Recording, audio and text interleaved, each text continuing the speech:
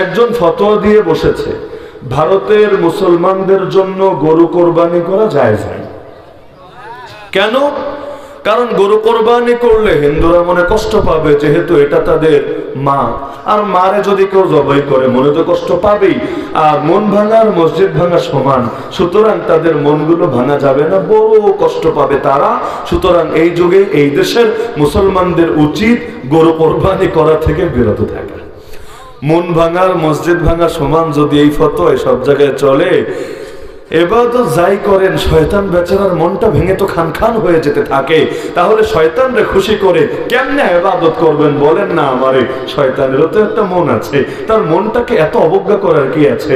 বেচারারে দেখেন না বলেই কি এত পাত্তা দিবেন না? এটা তো হয় না।